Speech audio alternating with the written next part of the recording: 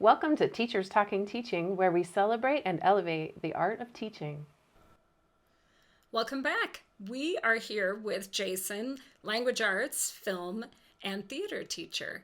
So, Jason, you recently had the opportunity to take a show to a state convention, ThesCon, where it's basically the highlight of all things theater for high school students. So tell us about what that production was like. Yeah, so as a part of the state International Thespian Society, any troupe who wants can apply to have their show adjudicated, a play or a musical. And so they'll send some judges to one or two of your show nights. They'll give you feedback, and they'll eventually choose one play and one musical to take down to the state conference. So all the schools in the state, their teachers converge on the Colorado Convention Center, and they get to see two shows, one play and one musical, one each night of the conference. And so we put in our musical Chicago, the teen edition of that show, which we were performing in our black box. Our black box seats 90 people, so we had done 7 shows of that, sold out shows in this tiny little space, and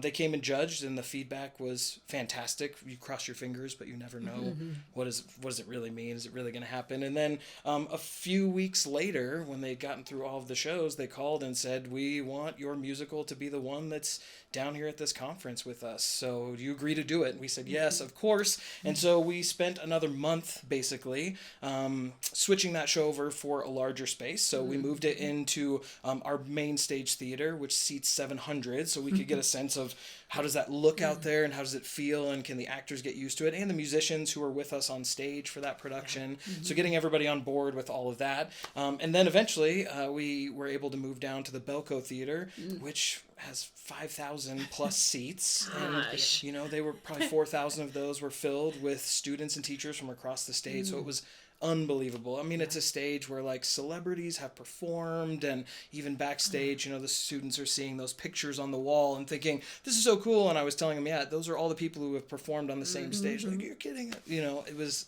unbelievable. It was crazy. It was such a great experience. That's amazing. What did the kids say about the experience? I mean, it was overwhelming to get there, I know for sure, but I think most often they said it was just like the biggest highlight for them, so a life-changing deal. And not that it made them think, oh, I'm going to do this for the rest of my life, but just seeing how big a show can become if you put a lot of time and energy and work into it. I think that's what they really found, was that they worked very hard, that it wasn't something that just happened. It was something they put a lot into. And so I think it gave them a real sense that the more you put in, the more you get out. And what a huge learning curve for them.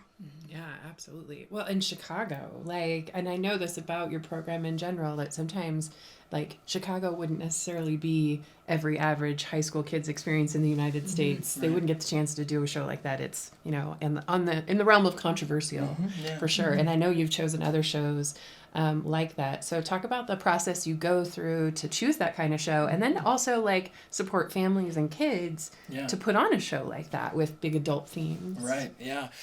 It's tough. I mean, there are teen editions and junior editions of a lot of shows out there, which help to change some of the content to make it a little more accessible for high school age students, but we don't even always choose those teen editions when they're available. And some of the newer shows are starting to do this mode where it's a high school edition, which gives you the opportunity to make changes, but doesn't require that you make the changes. So they're sort of giving you a bank of things you can put in if you choose to do it. So it's been all over the place for me, depending on what the show is. There are times when we talk with our students and we say, how much of this do you want to keep, and how much do you want to change, and how do we navigate that as individual actors or as technicians or as a whole cast? So in times we've done it like that.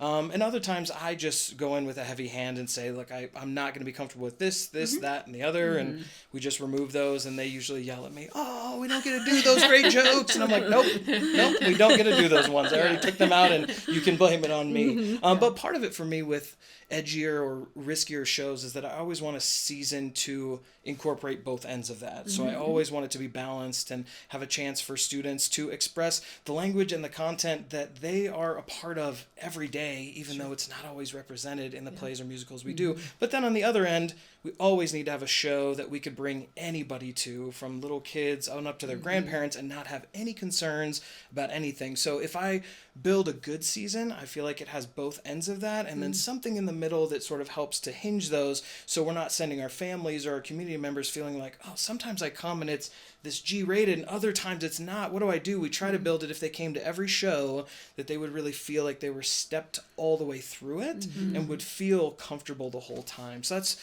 sort of the way I try to approach it. Yeah.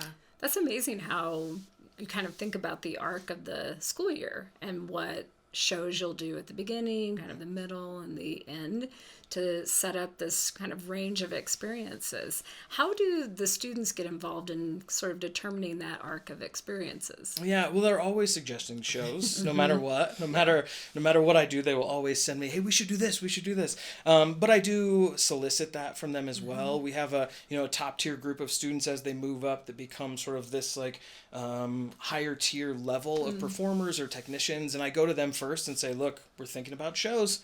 Bring it to me. Send me any suggestions you have.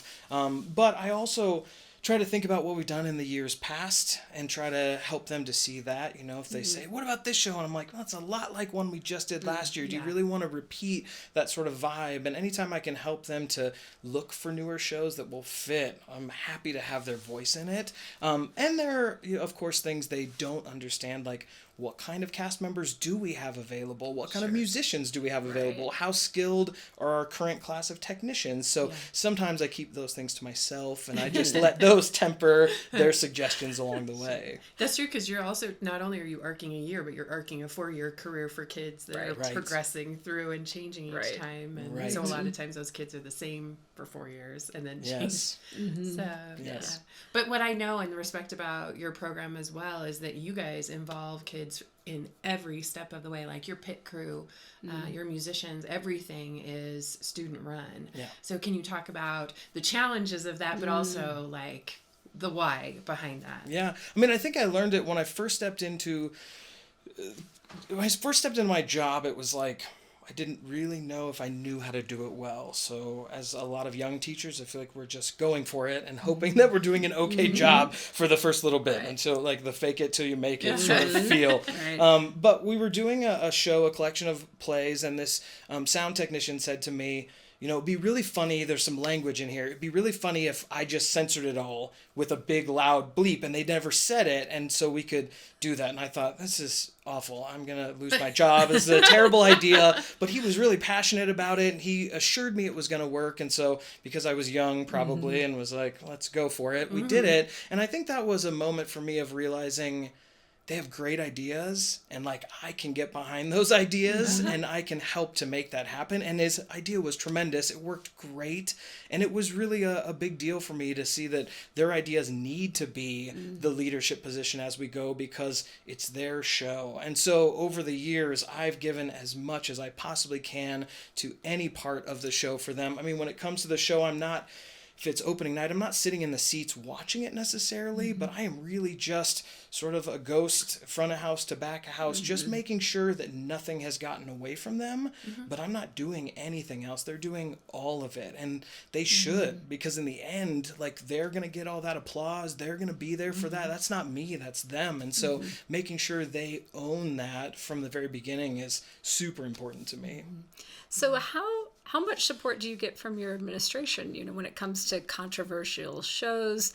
Sometimes community members or parents will give feedback like, whoa, you can't do that. So how does your administration play a part in supporting the program? Yeah, well, we've been lucky in that we've always had administrators who are willing to have our back and say, look, this is art. And just like when you read a book or you're doing creative writing, things are going to be in there content-wise that we know fit with a high school, but that community members may not. Parents may not realize that that's the language or the content that's around that building for those students. So we've always been lucky to have administrators who are willing to back us and support us in that way. And when I first started, I maybe gave scripts to a principal at a time and said, do you want to read this? Do you want to check it? And one of my first principals said, I don't need to do this. Like, I trust you.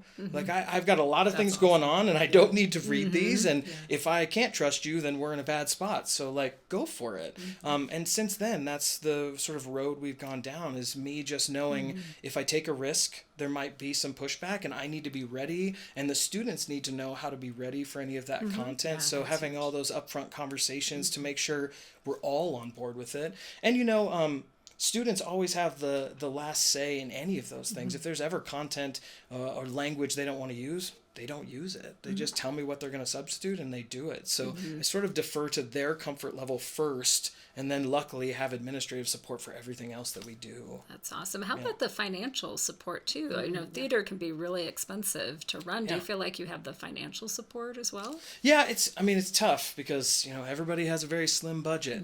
But basically for our program, what we earn goes back into the next show. So if the shows do well, we've got a nice chunk of change to put into the next one, and that just keeps going. And it's pretty easy to sell tickets, I think, when you let family and community members know that like your money is going directly to whatever we produce next year. So I think they know that, and I think are willing to support it. And then any gaps we need filled in, we can almost always go to these other places, higher up in our school outside of our program to help sort of backfill tech needs, equipment needs, things like that may pop up that we can't afford.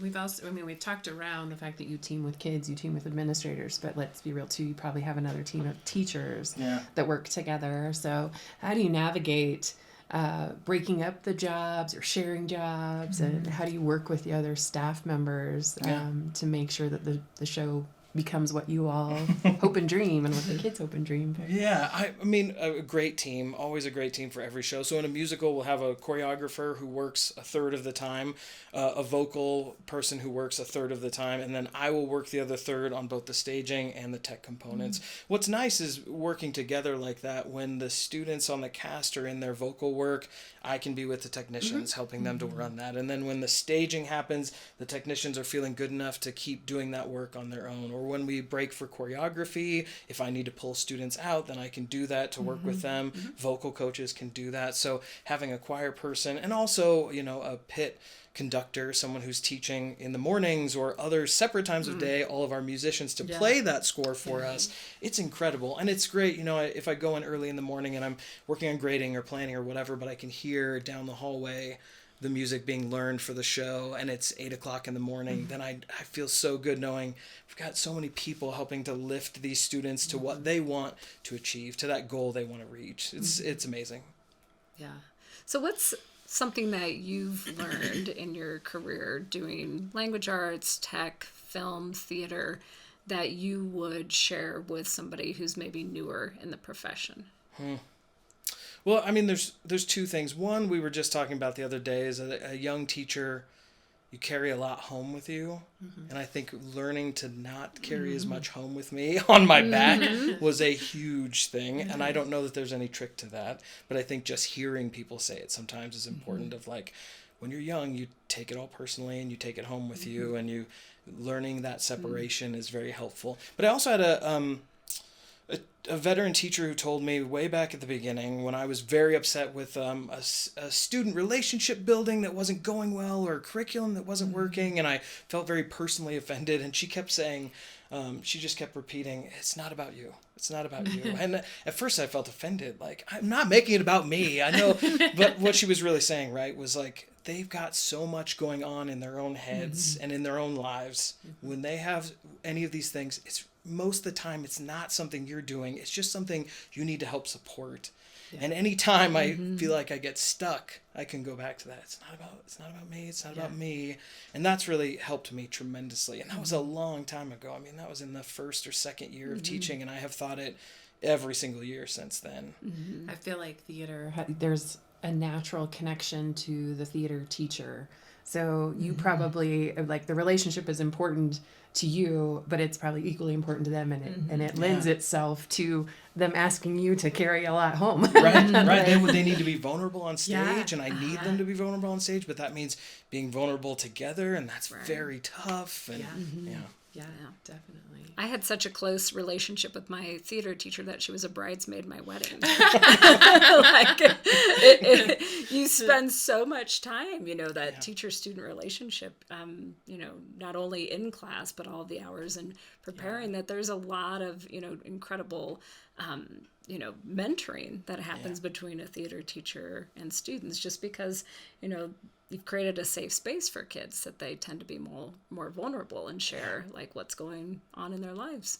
Right. Well, and I know you guys are a theater family too, because when we talk about work-life balance, you just bring the family with you That's right. to work. Yeah. So Been doing it for years. There are pictures up in my office of my son as a 2-year-old sitting up by the soundboard, and now he's a junior. So yeah, in your program, on your stage, it's got to be amazing to see that and be part of that. Also, maybe a little tricky to navigate, but fun, mostly fun. Yeah. Tricky sometimes. Yeah. Well, it's a beautiful thing to be part of a theater family, and we really appreciate that you are creating that experience for kids today. Thank you for being with us. Yeah, thank you. yeah. If you liked what you heard today, go to our Facebook page and like and subscribe. You can also go to YouTube and join our YouTube channel, as well as listen to us on your favorite podcasting app.